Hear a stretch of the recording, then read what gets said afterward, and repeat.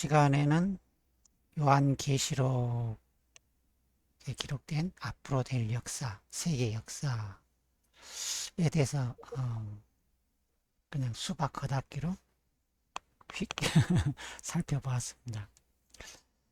근데 이 역사를 그게 어떤 영역이든 마찬가지지만 역사도 누구의 관점, 어떤 관점에서 보느냐에 따라 믿는 바가 달라지고 영원한 삶이 달라지게 되어 있습니다.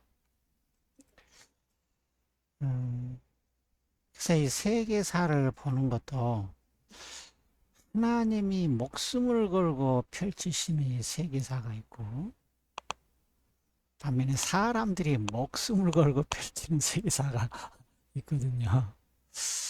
그래서 이것을 이렇게 우리가 보는 시야, 관점을 좀 제대로 잘 가질 필요가 있는데, 우리가 여호수아 1장 8절 말씀을 좀 보겠습니다.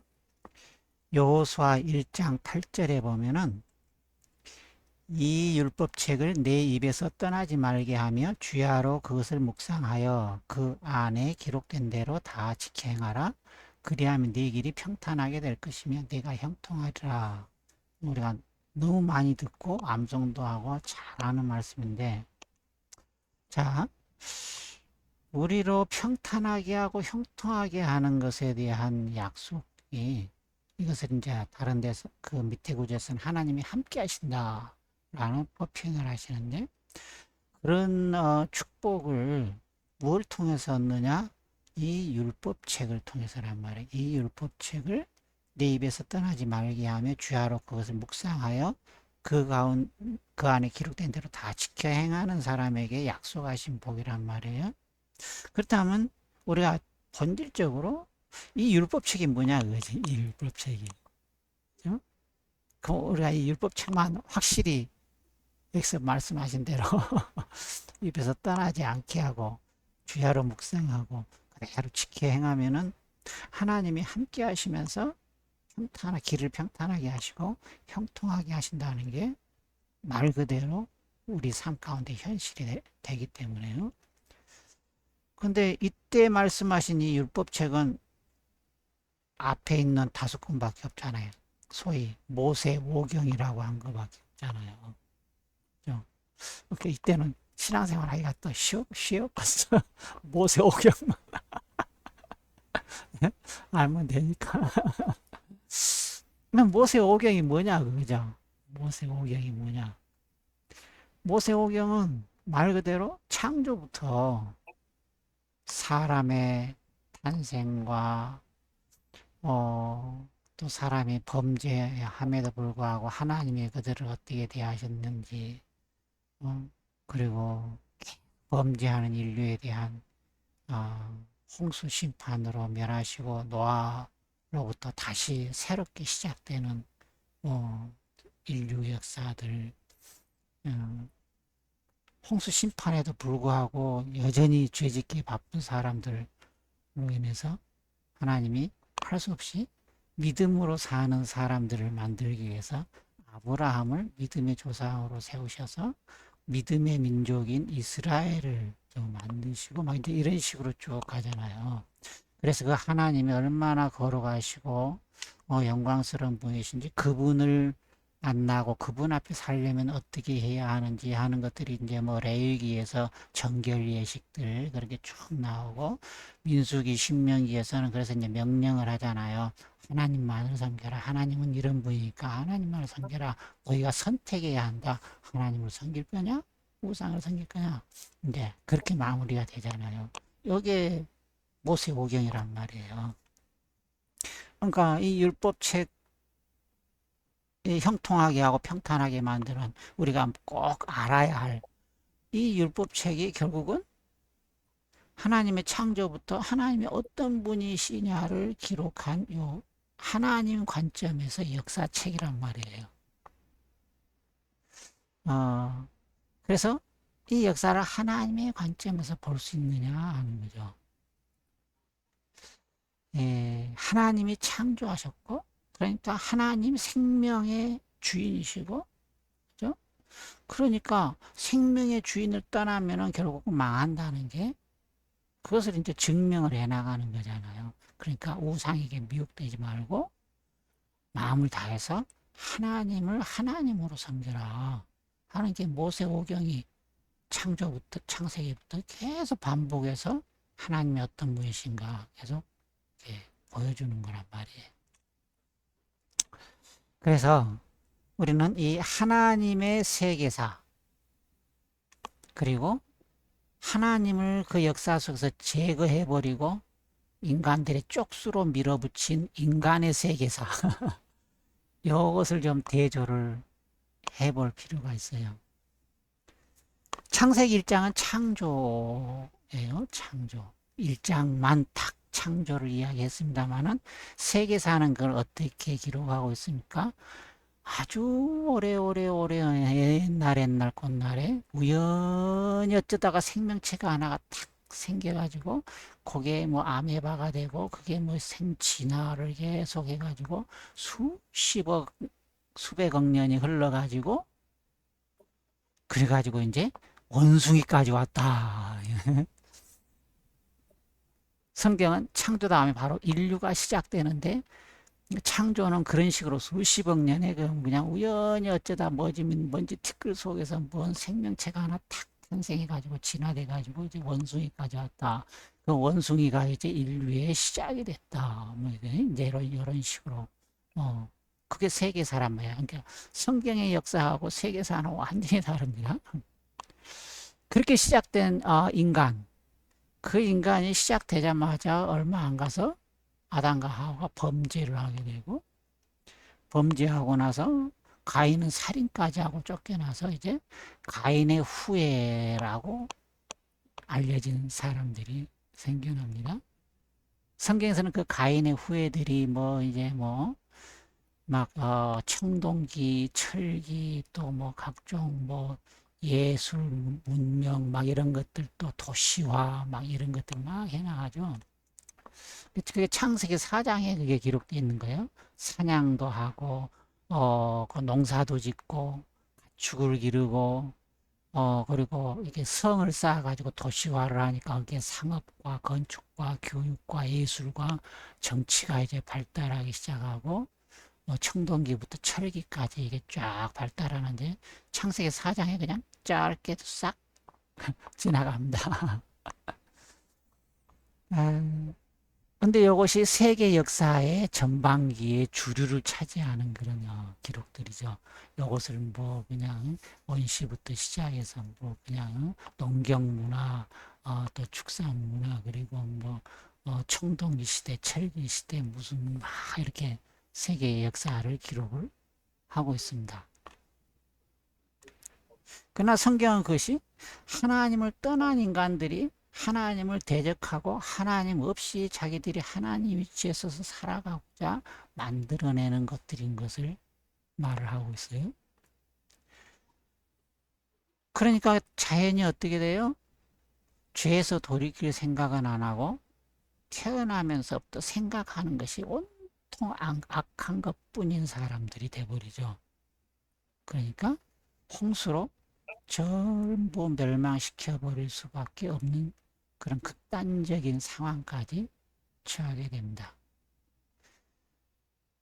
그래서 홍수로 싹 멸망이 되고 노아의 가족들만 남죠. 여기서부터 세계 인류가 다시 백인, 흑인, 황인으로 구분이 되면서 쫙 다시 퍼지기 시작합니다. 세계 역사는 이것을 이제 뭐 부족 국가부터 시작해서 뭐 민족이 되고 하나의 이제 국가가 점점 강성해져서 제국으로 발전하고 뭐 이런 것들로 기록을 세계사는 하고 있습니다. 그러니까 아브라함 때는 이미 나라들이 국가들이 있고 왕이 있고 하는 이제 그런 상태까지 세계사로 보면 그런 상태까지 가요. 근데 여전히 우상 숭배에 찌들어 있는 인간들을 구원하시기 위해서 성경은 아브라함을 우상 숭배를 하고 있는 아브라함을 따로 불러내서 하나님의 음성을 듣고 하나님만을 섬기도록 그렇게 따로 불러내십니다. 그러니까 아브라함이 거기에 응답을 하죠. 거기서 이제 믿음의 계보가 새롭게 시작이 됩니다. 그래서 하나님을 믿고 하나님을 따르는 이스라엘이 여기서 탄생을 하게 돼요. 그러나 또한 그 이스라엘이 하나님을 버린 결과 결국은 멸망해버리는 것까지 역사는 기록하고 있습니다. 이것을 세계사는 주로 이집트를 등장시켜서 쭉 이야기하다가 그러다가 이제 바벨론 제국이 등장을 하고 이 바벨론 제국부터는 이제 다니엘 예언에 나오죠. 그래서 이게 다니엘 예언을 통해서 세계 제국들이 바벨론 제국 그리고 메데바사 영어로는 페르시아 제국 그리고 그리스 그리스는 이제 헬라 문학 세계 언어를 통일시키고 장사를 통일시키는 이런 그래서 이제 헬라 문화라고도 주로 많이 표현되고 안 그러면 또 그리스라고도 표현하고 그래서 그리스 헬라라는 용어를 쓰죠. 요것은 그러나 얼마 못 가서 바로 망하고 이제 로마 제국이 등장을 해서 오랜 기간 통치를 합니다. 이제 세계사와 성경의 역사는 이런 식으로 좀 구분이 돼요. 이 성경의 역사 속에 세계사는 이렇게 짧게 언급들을 하고 있습니다. 근데 사람을 구원하기 위한 하나님의 세계사는 이렇게 인간이 보는 하나님을 제거해버리고 자기들을 우상화하고 신성시하는 이 인간이 만든 세계사, 승자 독식인 세계사, 승자의 관점에서 이 세계사, 그들을 미화하고 신성시하는 이 세계사, 이것은 진짜 하나님은 하찮게 여기시는 걸 봐요. 진짜 별로 언급을 안 하고 하나님이 어떻게 세상을 이 사람들을 구원하려고 하셨는지 집중해서 계속 많은 부분을 할애해서 설명을 하십니다. 그러면서 이제 다니엘 예언에서 이제 바벨론 이후에 메데바사국 페르시아의 초대 왕이 이제 고레스죠.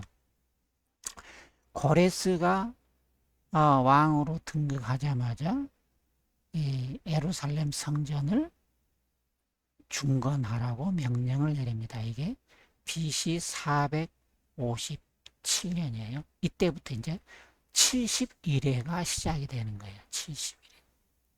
그 성전이 7일회, 그 49년 만에 완공이 되고 그 다음에 그 완공되는 뒤로부터 62일회 때 이제 메시아가 등장을 합니다. 62일에는 434년이거든요. 그러니까 고레스 성전 중건 BC 457년부터 7일에인 49년 그리고 62일에인 434년 하면은 몇 년이 나오냐면 AD 26년이 나와요. 예수님이 BC 4년에 태어나셨기 때문에 AD 26년이면 예수님이 30세 메시아로서 공생애를 시작하는 딱 그 해가 됩니다. 그리고 이 메시아는 바로 제거가 되죠. 그리고 그 이스라엘의 죄악에 대한 하나님의 진노는 이제 몇십 년 뒤에 디도 장군에 의해서 예루살렘이 역사 속에서 가장 참혹하고 처참하게 완전히 멸망해버리는 걸로 끝나죠. 그때 69일에까지 이렇게 성취가 됩니다. 이렇게 성취된 이후에는 이제 69일에까지 하고 나서 딱 중단되고, 그러니까 70일에는 여기서 딱 중단이 되어버리고, 이 사이에 이제 소위 교회 시대라고 알려진 성령의 시대, 성령께서 역사하시는 시대로 완전히 바뀌게 됩니다. 그게 이제 사도행전부터 나타나는 거예요. 성경의 역사라고 하면 사도행전부터 나타난 성령의 임재와 함께 시작된 교회 시대. 그러니까 이렇게 시작된 이 교회 시대는 이제 지난 시간에 우리가 본 것처럼 요한계시록에서 다시 교회 시대가 끝나고 70일에가 시작이 되는데 70일에는 언제 시작이 되느냐? 일곱 인을 다 뗀 다음에 시작이 된다 그랬어요. 일곱 인을 다 뗀다. 그러니까 일곱 인을 떼기 전에 일곱 인을 떼는 과정 자체는 이 70일에를 준비하는 아직 70일을 막 맞이하기 위해서 준비하는 그 기간이라 했습니다. 그래서 이제 우리에게 중요한 것은 다른 어떤 것보다도 요 일곱 인을 떼는 요 때부터가 이제 우리에게 해당되는 중요한 시대이기 때문에 우리가 이런 부분을 세상이 보는 관점이 아닌 하나님이 바로 우리를 구원하시기 위해서 이렇게 하나님께서 이끌어 가시는 이 역사, 이루어질 역사가 어떤 것인지 그런 관점으로 우리가 세계를 볼 줄 알아야 한단 말이에요. 왜냐하면 하나님이 보시는 관점으로 보지 않으면은 이제 세상은 양극단으로 나 있는데 하나는 항상 곤망한다, 죽겠다, 공포 속에서 두려움 속에서 살아가는 그런 사람들이 생기는가 하면은 반면에 모든 것을 수단 방법으로 가리지 않고 쟁취하고 누리면서 평안하다 하면서 살아가는 이런 집단들로 극단적으로 이렇게 나뉘어서 살아간단 말이에요. 특별히 일곱 인을 떼는 이 과정에서 매 인을 뗄 때마다 나타나는 그런 현상들이 미혹과 전쟁, 기근, 그리고 각종 질병들, 그 박해, 천재지변 이런 것이 있다는 걸 우리가 봤어요. 지금은 이제 소위 그게 뭐죠? 글로벌리스트, 세계 단일 정부를 수립하기 위한 소위 지금 가진 자들, 그들이 지금 사실상 현재 세계를 지배하고 있고 그들이 지금 세계를 지배하기 위한 어떻게 세상을 완전히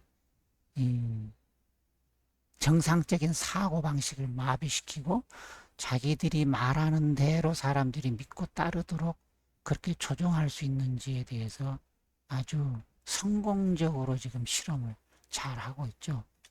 그런 대표적인 게 지금 코로나 같은 경우에 아주 지금까지 나타난 것 중에는 제일 대표적이고 가장 성공적으로 돈도 긁어 모으면서 불필요하다 생각되는 사람들 싸그리 죽이면서 그러면서도 아무 책임도 안 지고 거기다가 이제 세계 단일 정부를 수립하기 위한 하나의 방편으로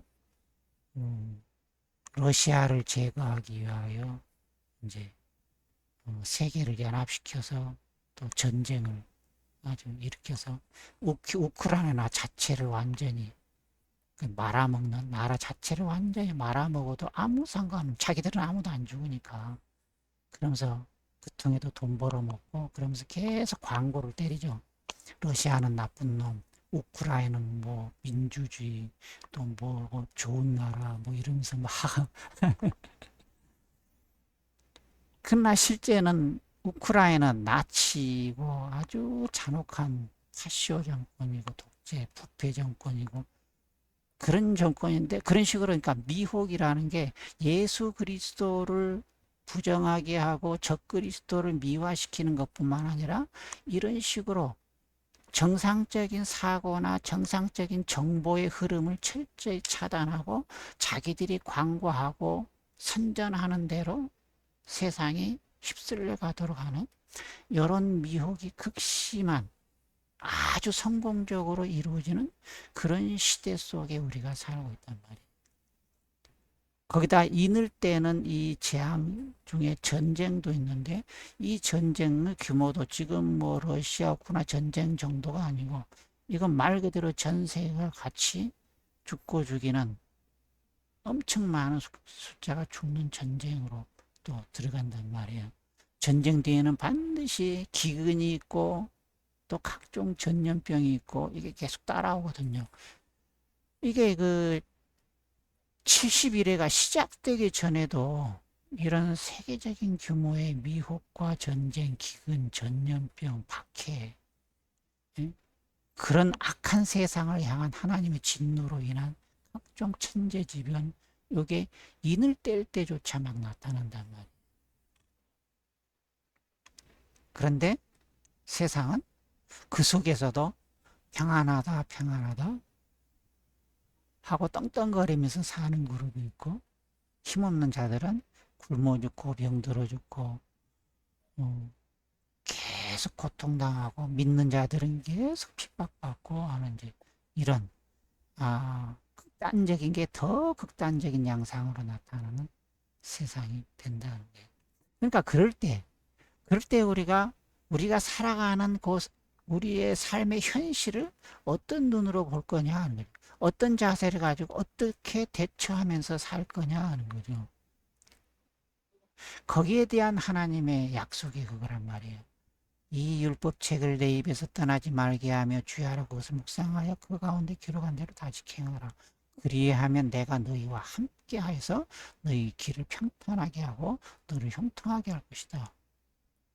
그런 극단적인 상황에서도 어떻게 그런 보호 가운데 살 수 있느냐? 바로 이 율법책, 바로 하나님의 역사, 하나님이 어떤 분이신지, 하나님이 어떻게 행하시는 분이신지, 하나님이 나에게 어떤 하나님이신지, 그것을 깊이 깊이 묵상하고 그걸 품고 그걸 붙들고 살아가는 사람들.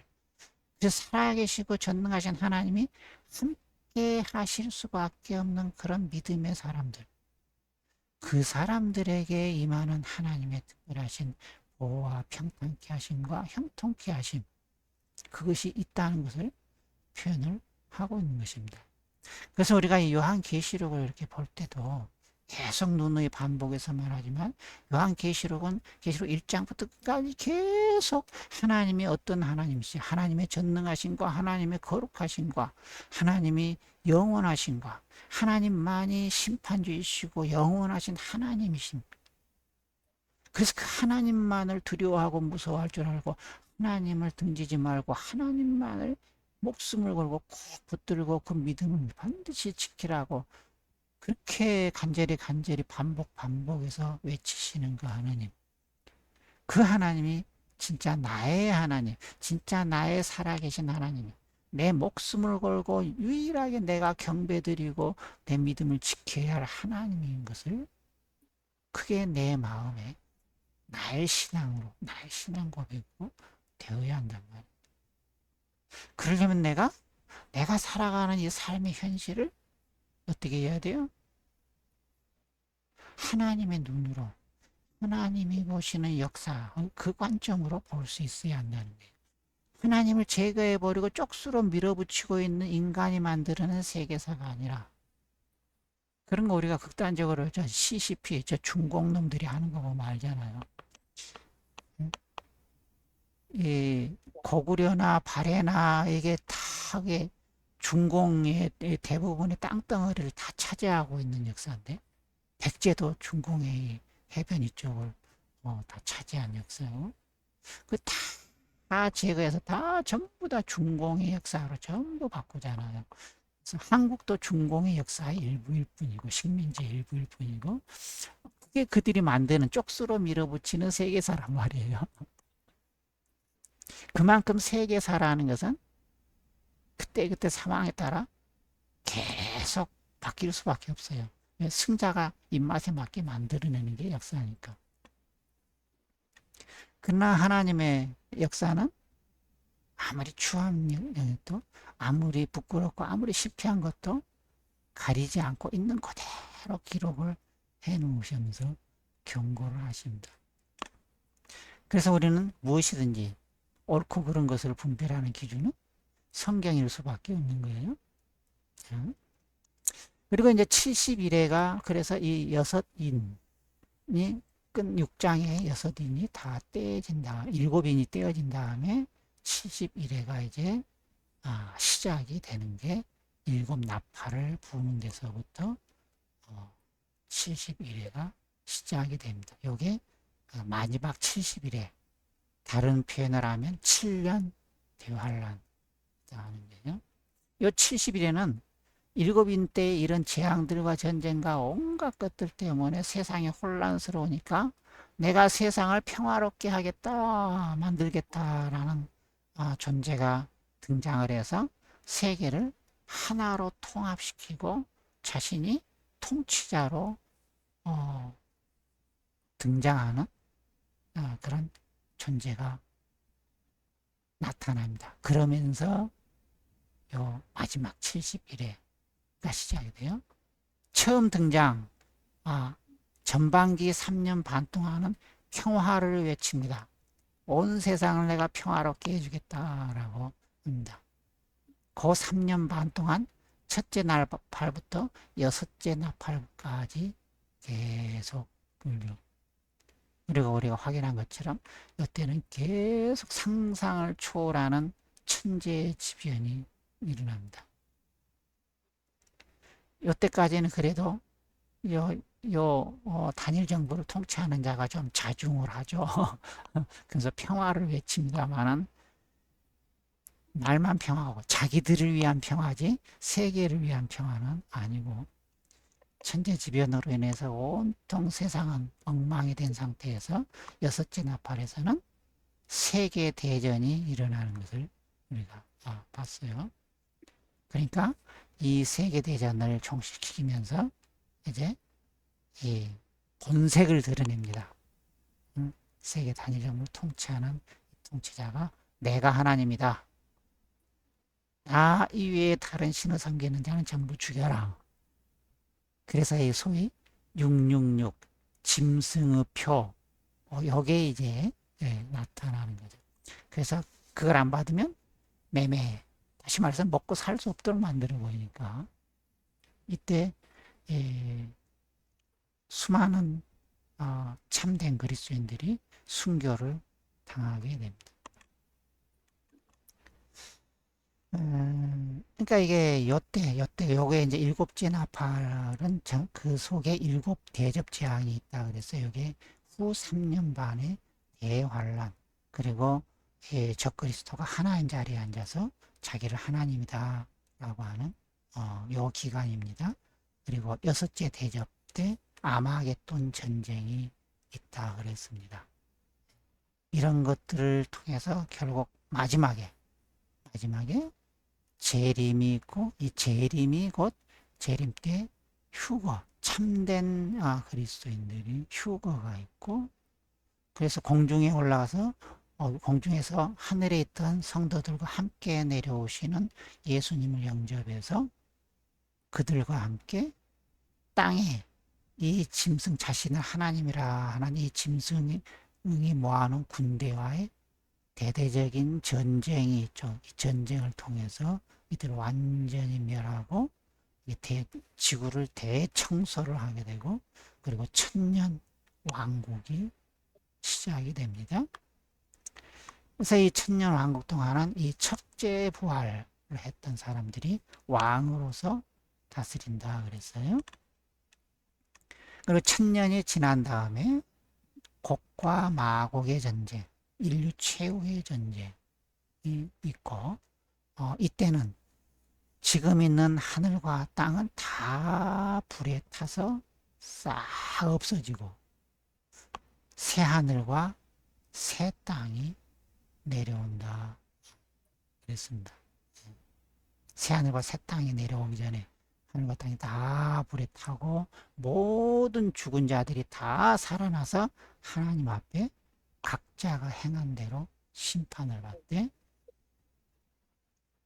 진정한 참된 신자들은 이때 죽지 않는 예수님과 같은 영광스러운 형체로 몸이 완전히 부활해서 새하늘과 새 땅에 살기에 합당한 모습들로 변화돼서 새하늘과 새 땅에서 영원토록 삽니다. 그러니까 그래서 하나님은 우리에게 격려를 하시는 거야. 이 극심한 환난과 어려움들, 이게 지금 보면 와, 그런 걸 어떻게 견디나 싶은데, 문제는 사람들은 그 속에서도 아이, 살만해, 평화, 평화 하면서 시집가고 장가가고 먹고 마시고 그렇게 산다는 게 이게 참 신기한 거예요. 그만큼 적응을 잘하는 존재들인가 봐. 아, 그래서 믿지 않는 자들에는 예수님이 도적같이 임한다 라고 표현하시고, 그래서 깨어 근신하여라 또 표현을 하시는 거예요. 어, 그래서 우리가 그런 측면에서 어, 이런 성경을 볼 때, 그리고 지금 우리가 살아가는 이 세상을 볼 때, 우린 이 보는 시야를 하나님의 관점으로 이렇게 볼 수 있는 그런 안목이 생기면 하는 마음으로 세계사를 세계사와 성경의 역사를 조금 간략하게 대조해서 설명을 해 보았습니다. 음, 제가 간절히 권면하고 축복하는 것은 우리 성령님께서 여러분의 마음의 눈을 열어주시고 또 듣는 귀, 들을 줄 아는 게 굉장히 중요해. 내가 듣고 싶은 걸 듣는 게 아니라 하나님이 말씀하신 그대로 들을 수 있는 게. 음, 특별히 믿음의 세상 안에서도요. 음, 특별히 참 귀하고 경건하게 살고 존경할 만한 그런 분들 속에서도요. 교리에 찌들어서 그분은 성실하고 정직하고 말씀대로 살려고 애쓰고 하고 올바르게 가르치려고 애씀에도 불구하고 듣는 귀가 없으니까 하나님 말씀하신 대로 들을 줄 모르고 자기가 아는 교리로 들으려고 하니까 똑같은 성경을 봐도 성경의 앞뒤 구절만 보면 빤한 내용도 그게 있는 그대로 안 보이는 거예요. 그러니까 뭐 예를 들자면 뭐 요한복음 10장에 보면은 뭐 내가 저에게 영생을 주노니 저희가 영원히 멸망치 아니할 터이요. 거의 대부분의 교회가 목사님들 봐라 믿는 자는 이렇게 영생을 한번 얻었으니까 영원히 멸망하지 않는다. 이런 식으로 이해하고 이런 식으로 가르치는데 자기들이 성경을 연구해서 가르친 게 아니라 자기 앞에 가르치는 사람이 그렇게 가르치니까 자기는 성경 확인도 안 하고 그 사람이 비록 성실하고 정직한 사람임에도 불구하고 그리고 성경을 본다고 보는데도 불구하고 성경에 기록된 게 안 보이고 자기가 들은 대로 보이는 거예요. 근데 우리가 보는 것처럼 바로 앞구절에 뭐라고 그래요? 내 양은 내 음성을 듣고 내가 그를 알고 그들은 나를 따르느니라. 내가 그들에게 영생을 주노니 영원히 멸망치 아니할 터이요. 그러니까 이 영원히 멸망치 않는 예수님이 영생을 주신 대상은 그냥 교회 다니고 뭐 열심히 착하게 신앙생활한 사람이 아니라 주님의 음성을 듣고 주님을 따르고 있는 사람. 그래서 주님이 아는 사람. 주님이 아는 사람은 고린도서에 보면은 하나님을 사랑하는 자를 하나님이 아신다라고 하시거든. 그러니까 주님이 아시는 사람은 주님의 음성을 따르는 주님의 양이고 주님을 사랑하는 사람을 말하거든요. 그러니까 그런 사람에게 영생을 주고 그 영생은 영원한 것인데 그 수준은 싹 빼버리고 바로 앞구절에 말하고 있는 그들에게 준다는 그들은 싹 빼버려 그들에다가 그냥 딱 믿는 자라는 단어로 싹 대체해버리고 그리고 그 믿는 자라는 그 개념도 예수님을 영접했으면 가 이제 너 믿었으니까 너는 이제 구원받았어 영생을 이런 식으로 가버린단 말이에요. 그러니까 얼마나 큰 미혹이냐 하는 거죠. 그 사람들이 다른 사람들은 미워해서 저주해서 그런 말을 하는 게 아니라 그 사람들이 구원받기 원해서 막 전도한답시고 그 사람 위해서 막 열심을 내서 하는데 그런데도 그런단 말이에요. 그러니까 얼마나 무서운 거예요. 미혹이라는 게 얼마나 무서운 건지를 그래서 보는 거예요. 그래서 여러분들을 위해서 내가 기도할 때 자주 기도하게 되는 게 주님 들을 수 있는 귀를 주십시오. 깨달아 하는 마음을 주십시오. 마음의 눈을 열어주십시오라는 그런 기도를 할 수밖에 없는 게, 왜냐하면 나도 30년 이상을 그렇게 듣는 귀가 없었고 보는 눈이 없었고 나한테 가르쳤던 분들이 가르침을 전수받아서 그냥 성경 봐도 그냥 그렇게 보인 거예요. 내가 가르침 받았던 대로 보이는 거예요. 성경에 빤히 뻔하게 기록되어 있는 게 안 보이고, 그게 얼마나 무서운지를 그래서 알기 때문에 이런 말을 자꾸 반복하고 강조할 수밖에 없어요. 여러분들이 그래서 여러분 스스로를 위해서 기도할 때도 꼭 기도하시기를 당부드립니다. 하나님, 나의 마음을 열어주시고 나에게 듣는 귀, 깨달아 하는 마음 주십시오. 그래서 내가 고침받고 바른 길, 이 좁은 길을 올바르게 갈 수 있게 해주십시오. 음, 주님께서 말씀하신 걸 말씀하신 그대로 내가 변경시키지 않고 왜곡시키지 않고 내가 알고 싶고 내가 듣고 싶은 대로 듣는 게 아니라 하나님이 말씀하신 대로 들을 수 있게 해주시고, 그래서 그 말씀대로 내가 반응을 보일 수 있게 해주십시오. 이런 기도 가운데 여러분들이 평생 주님 안에서 보호되고 또 어떤 환경에 처하든 그 환경 가운데 살아계신 하나님이 여러분과 함께 하시면서 당당하게 믿음으로 이기는 자로, 승리하는 자로 복되게 살아가시기를 간절히 축복합니다.